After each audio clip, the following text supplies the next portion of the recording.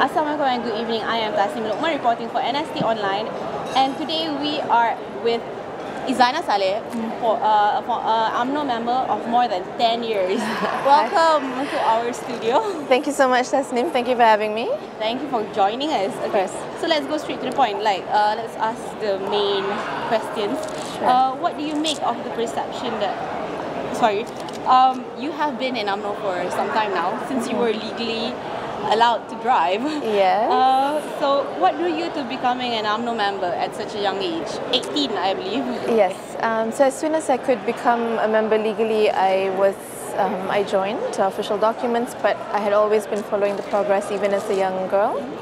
I come from a family that's very strongly supporting Umno for as long as I can remember. So the exposure was already there. A lot of being on the ground was also already there. And I remember growing up, my parents, especially my mother, often said that it's not what the party can do for you, but what you can do for the party. So as soon as I could contribute, whether it's my physical strength and energy and time, or ideas, or desire to create programs for the betterment of Umno on the ground, I did. And you know, that was actually how I came in and joined Umno. You must have been very close to grassroots then, since you've been working on the ground. I mean, within our community, within the kawasan that I'm in, but I think when you join Umno, that's part of the whole, that's part of our culture. You are one with your colleagues in that sense. Okay. Alright, so from the perspective of someone who has joined for so long at a young age, what are among the notable changes and evolutions you have seen and witnessed? I think as I grew into young adulthood and now full adulthood, you see a lot of systemic changes in terms of getting with the times, in terms of how kawasan, bahagian Cawangan all vote, in terms of keeping up with technology as well. So it's about being relevant and being current. So you do see that not just in businesses around and also in government, but also in political parties. And that's actually extremely crucial because you are courting voters, and also at the same time you are staying true, current, and in fact as advanced as you can be. Yes. So that's a lot. You have to hold on to the principles, but also moving forward with what's coming and what's current. Yeah, of course.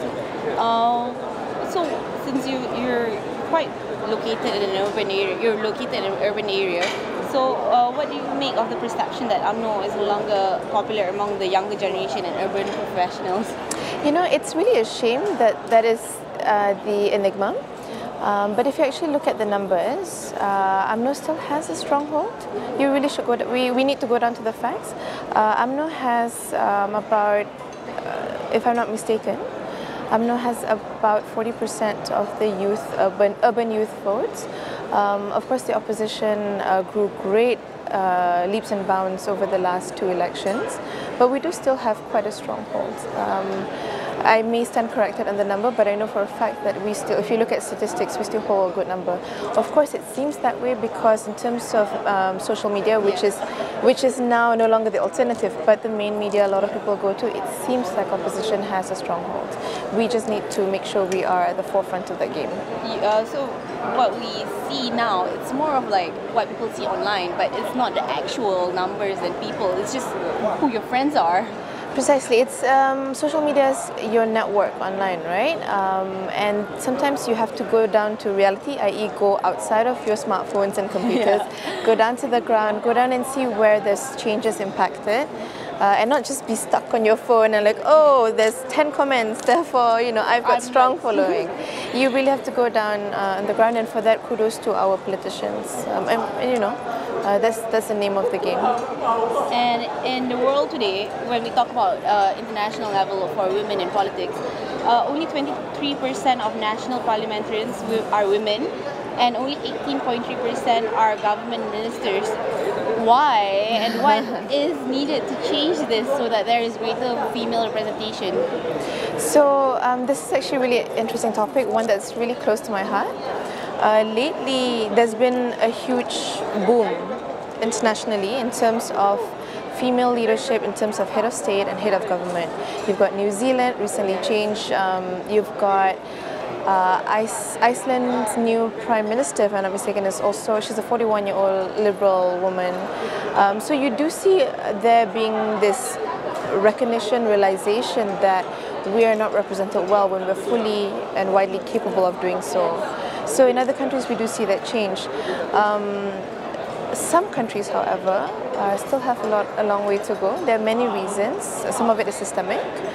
Some of it is a cultural mindset, which each nation needs to address to be actually representative of the population, representative of the times.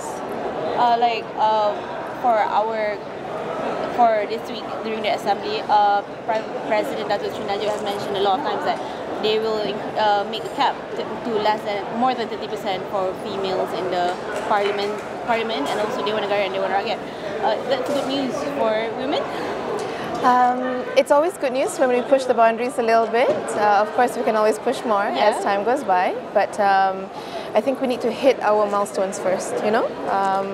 So any expansion in terms of target is always a good thing, and women must stand up and prove that we are indeed capable and qualified. Okay, so this is the last question, and maybe the most important. Will Malaysia one day have a female Prime Minister? Of course, one day, inshallah. But, you know, as we said earlier, there's a lot of things that needs to be addressed, systemic, mindset readiness, and those things take a bit of time, hopefully sooner rather than later. All right, nice talking to you. Likewise. Thank you so much for being here. My pleasure. And there you have it, Izzana Salleh, Umno member for more than 10 years, but she looks amazing than ever, ageless. Thank you so much for watching. Thank you.